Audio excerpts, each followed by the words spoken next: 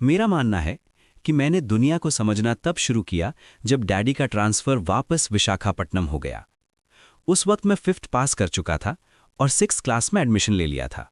नया शहर, नया घर और इस बार लगभग 3 साल के लिए एक 2 BHK। हम नौसेना बाग में रहते थे, नेवी क्वार्टर्स, सफ़ेद यूनिफॉर्म और हर चीज़ में डिसिप्लिन। घर में 5 लोग थे, मम्मी, डैडी, मैं, मेरा भाई और कभी-कभी चाचा जी। चाचा जी भी नेवी में थे और अगर डैडी डिसिप्लिन थे तो चाचा जी डिसिप्लिन का फाइनल एग्जाम थे। उनकी एक नज़र काफ़ी होती थी हम दोनों भाइयों को सीधा करने के लिए। Chapter 1 library day. स्कूल में एक दिन लाइब्रेरी डे था। हम जैसे बच्चों के लिए लाइब्रेरी का मतलब होता था फ्री पीरियड, पिक्चर वाली बुक्स, कॉमिक टाइप। ज़्यादा सोचना मना था। मैं भी वही कर रहा था। तब अचानक मेरी नज़र एक किताब पर पड़ी। थोड़ी मोटी सी, कवर पर एक प्रिज्म बना था। नाम था लाइट एंड कलर। ये किताब 7th 8th क्लास के स्टूडेंट्स के लिए थी। मैं 6th में था। नॉर्मली मैं उसे वापस रख देता, पर पता नहीं क्यों उस दिन नहीं रखा। शायद इसलिए क्योंकि बाकी सब बुक्स लोगों ने ऑलरेडी ले ली थी। उस बुक को मैं घर ले आया। ज़्यादा कुछ समझ में नहीं आया, पर एक चीज़ दिमाग में अटक गई। सनलाइट, प्रिज्म, कलर्स और हीट, और एक नाम, William Herschel. Chapter 2 back benchers पर भरोसा। स्कूल में डिसिप्लिन का एक और नाम था, चावली सर। वो 9th और 10th क्लास को मैथ्स और साइंस पढ़ाते थे, पर पूरे स्कूल को पता था he is not an easy nut to crack. उनसे सब डरते थे। इसलिए नहीं क्योंकि वो मारते या डांट लगाते थे, बल्कि इसलिए क्योंकि उनका एक ऑरा था। क्लास में जैसे ही वो आते, आवाज़ अपने आप बंद हो जाती। इसी बीच हाफ ईयरली एग्जाम्स जैसे तैसे निकल गए थे। पास हो गए, बस इतना काफ़ी था। स्कूल का मूड भी अब बदलने लगा था। पढ़ाई से ज़्यादा बात होने लगी थी कॉम्पिटिशन्स की, स्पोर्ट्स डे की, एनुअल फंक्शंस की, और हर स्कूल की शान बान जान इंटर स्कूल साइंस कॉम्पिटिशन की। हर स्कूल इस कॉम्पिटिशन को जीतना चाहता था। और फिर एक दिन अचानक साइंस पीरियड चल रहा था। बोर्ड पर कुछ लिखा था, पर क्लास का दिमाग कहीं और भटक रहा था। तब दरवाज़ा खुला, अर्चना मैडम क्लास में आईं और उनके पीछे चावली सर। बस उतना काफ़ी था। क्लास बिल्कुल शांत हो गई। मैडम ने बिना टाइम वेस्ट किए कहा, सब junior inter school science competition के लिए हमें एक टीम चाहिए। उस पल पूरी क्लास की नज़र ऑटोमेटिकली फ्रंट बेंच पर चली गई, जैसे सिलेक्शन पहले ही डिसाइडेड हो। नाम बोले गए, ज्योति, क्लास की फर्स्ट टॉपर, शांत, फोकस्ड। उसके चेहरे पर ना एक्साइटमेंट ना घमंड। फिर नाम आया शिल्पा, क्लास की सेकंड टॉपर, और शायद ये बात उसे हर रोज याद रहती थी। उसका कॉन्फिडेंस मार्क्स से कम, रैंकिंग से ज्यादा आता था। फिर अनिल पी, उसका पूरा नाम पूरी क्लास के लिए एक राज था। हम लोग बस अटकलें लगाते, पी मतलब पांडे, पुरी, प्रसाद वगैरह वगैरह। पूरे क्लास का हीरो, टीचर्स का फेवरेट, सब कुछ बिल्कुल एक्सपेक्टेड। फिर आया महीने का आखिरी दिन, टीचर्स का सैलरी डे और स्कूल हाफ डे। क्लास में इस दिन आधी से भी कम जनता आती थी, क्योंकि ज़्यादातर पीरियड्स फ्री होते थे। नॉर्मल डे चल रहा था। अचानक अर्चना मैडम फिर से आईं। इस बार उनका टोन अलग था। उन्होंने बताया, दूसरे सेक्शन की पूरी टीम को चिकन पॉक्स की वजह से विड्रॉ करना पड़ा है। एक और टीम चाहिए थी। उन्होंने नज़र घुमाई, फ्रंट बेंच, फिर मिडिल बेंच, टॉपर्स को देखा। एक पल के लिए लगा शायद यही बात खत्म, और फिर उनकी नज़र बैक बेंचर्स पर पड़ी। एशली, सूर्यकांत, कुणाल। एक सेकंड के लिए क्लास फ्रीज हो गई, जैसे किसी ने गलत लिस्ट पढ़ दी हो। 2 दिन बाद कंपटीशन था। मैडम ने सिर्फ इतना कहा, जो भी बना सको बना लो, और वो चली गईं। टीचर्स के जाते ही क्लास का नॉइज वापस आया, और तब अनिल हमारे पास आया। उसने थोड़ा मुस्कुराते हुए कहा, तुम लोग बहुत लकी हो यार, प्लांट सिटी के कीवी जाने का चांस ऐसे ही नहीं मिलता। हम कुछ बोल पाते उसके पहले ही शिल्पा आ गई। उसकी आंखों में सिर्फ जजमेंट था। I don't think you people deserve going there. फिर एक सेकंड रुककर बोली, and honestly I don't think you even have the rights. बस वो चली गई। क्लास चलती रही और हम चुप, थोड़े से छोटे, थोड़े से कंफ्यूज्ड। हमने एशली की तरफ देखा। सोचा केरला से है, क्रिश्चियन है, इसको तो अंग्रेजी आती होगी। एशली ने हमारी तरफ देखा, थोड़ा सोचा और फिर पूछा, वो हमको राइट क्यों बोलकर गई? हम बोले, डिजर्व, राइट्स। एशली ने आंखें छोटी की, फिर बोला, पर हम तो क्लास में लेफ्ट साइड में बैठते हैं ना। 1 सेकंड के लिए सब कुछ रुक गया। फिर जो एम्बैरेसमेंट थी वो धीरे धीरे हंसी में बदल गई, और उस हंसी के साथ थोड़ा सा डर भी कम हो गया। लेकिन ये बात तो है, कभी कभी अंग्रेजी का मतलब समझ में नहीं आता, पर उसका वेट महसूस हो जाता है। टॉपर टीम ने एकदम अलग प्रोजेक्ट प्रपोज किया था, एक सबमरीन डॉकयार्ड मॉडल। वो कैसे काम करता है, लाइक सबमरीन को डॉकयार्ड में लाया जाता है और कैसे निकाला जाता है, काफ़ी इंप्रेसिव था।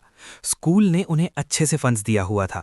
उन्होंने एक टिन के डब्बे को पेंट किया, एक मोटर से केबल टाई लगाकर सबमरीन को पानी से बाहर निकालने और डालने का मॉडल बनाया, और एक छोटे टुल्लू पंप से पानी डालने और निकालने का भी इंतजाम किया। और बचे हम। हमारे पास न पैसा था, न मॉडल बनाने का सामान, और न ही कोई आइडिया। ऐसा लग रहा था मानो सब डॉकयार्ड वाले प्रोजेक्ट में खर्च हो गए हों, आइडियाज़ भी। Funds zero. टोटल पैसा 11 रुपये 75 पैसे, वो भी हमारे पूरे महीने के पॉकेट मनी से। क्विट करने का मन कर रहा था। हमारे पास सिर्फ 2 चीज़ें थीं, टेंशन और बहुत ज़्यादा टेंशन। घर पर बैठकर मैं सोच रहा था एक्सपेरिमेंट बनाना है, पर कैसे? नौसेना बाग के क्वार्टर्स में हर चीज़ लिमिटेड होती है, एक्स्ट्रा सामान नहीं मिलता, जुगाड़ अलाउड नहीं होता। पर फिर भी हमने ढूंढना शुरू किया, और अचानक मेरे मन में एक नाम कौंधा, विलियम हर्शल। मैंने अपनी टीम को आइडिया समझाया और बस हम लोग काम में लग गए। अगर सही में बोलूं तो जुगाड़ में लग गए। स्कूल में पीटी सर से हैलोजन लाइट उधार ली। ये आसान नहीं था। सर के हमने हाथ पैर जोड़े, गिड़गिड़ाए, मिन्नतें की, भीख मांगी, फिर जाकर वो वाइट हैलोजन लाइट मिली। कार्डबोर्ड कहीं से मिला, उसमें छोटा सा होल बनाया, इतना कि लाइट सीधी निकले। प्रिज्म लाइब्रेरी वाली किताब से याद था। स्कूल लैब में एक पुराना सा प्रिज्म पड़ा था। वही प्रिज्म हमारे पूरे एक्सपेरिमेंट की जान था। प्रॉब्लम सिर्फ एक थी, प्रिज्म लेना था, और वो भी चावली सर से पूछकर। हम तीनों एक दूसरे को देख रहे थे, कोई बोल नहीं रहा था। आखिर हम डरते डरते चावली सर के पास पहुंचे। और जब मैं कहता हूं डरते डरते, तो मतलब हालत ऐसी थी जैसे अगर उस वक्त कोई चाकू से काट देता तो खून भी ना निकलता। गला सूखा हुआ, आंखें नीचे। मैंने हिम्मत करके कहा, सर, साइंस प्रोजेक्ट के लिए एक प्रिज्म चाहिए। बोलते वक्त ऐसा लग रहा था जैसे गलत जवाब दे दिया हो। चावली सर ने कुछ नहीं कहा, बस धीरे से अपनी नज़र उठाई। 1 सेकंड, 2 सेकंड, लग रहा था पूरे करियर का रिजल्ट उसी पल आ जाएगा। फिर उन्होंने लैब असिस्टेंट की तरफ देखा और बिल्कुल कामली बोले, give them a good prism. बस इतना ही, नो क्वेश्चंस आस्क्ड। हम तीनों ने एक दूसरे को अचरज भरी नज़रों से देखा, न ताली न स्माइल, पर अंदर ही अंदर ऐसे खुश थे जैसे लॉटरी लग गई हो। हमने उस प्रिज्म केयरफुली उठाया जैसे कोई वेपन हो। वैक्स घर से ले आए, black pepper strips old notebook से काटे। सब कुछ एक जंग जैसा लग रहा था, जैसे हम 3 कोई स्कूल के बच्चे नहीं, बल्कि बिना ट्रेनिंग के सीधे मैदान जंग में उतर गए हों। न हेलमेट था, न आर्मर, न स्ट्रैटेजी, बस हाथ में एक छोटा सा आइडिया और दिल में पूरा हौसला। एक्सपेरिमेंट बनाना इतना मुश्किल नहीं था जितना वेट करना। Light on, prism set, colours आए, बैक स्ट्रिप्स रख दी, और फिर कुछ नहीं। शुरू में कुछ नहीं हुआ, दिल बैठने लगा। लग रहा था शिल्पा सही थी, हम डिज़र्व नहीं करते। पर थोड़ी देर बाद वैक्स धीरे धीरे पिघलने लगा। सबसे पहले रेड के पास, और फिर रेड के बाहर, जहाँ कोई कलर दिखाई ही नहीं देता। वैक्स वहाँ सबसे पहले मेल्ट हो गया। हम तीनों एक दूसरे को देखते रह गए। उस पल कोई प्राइज़ नहीं सोचा, कोई रैंक नहीं सोचा, बस इतना लगा ये काम कर रहा है। लाइब्रेरी वाली किताब, विलियम हर्शल, इंफ्रारेड रेज, सब कनेक्ट हो गया। हमने कुछ बनाया था, सिंपल था पर सच था। उस रात नौसेना बाग के क्वार्टर्स में मैं लेट तक सोया नहीं। चाचा जी ने देखा तो होगा, पर चुप रहे। शायद उन्हें पता था कि हर बच्चा सिर्फ रूल्स से नहीं, सपनों से भी बड़ा होता है। प्लांट सिटी के केवी में जैसे ही हम पहुंचे, मुझे पहली बार सच में लगा हम गलत जगह आ गए हैं। हर तरफ बड़े बड़े models, wires, Motors, lights, buttons, और सबसे ज़्यादा भीड़ सबमरीन डॉकयार्ड के आसपास। लोग रुक रुक कर देख रहे थे, टीचर्स क्वेश्चंस पूछ रहे थे, बच्चे एक्सप्लेन कर रहे थे।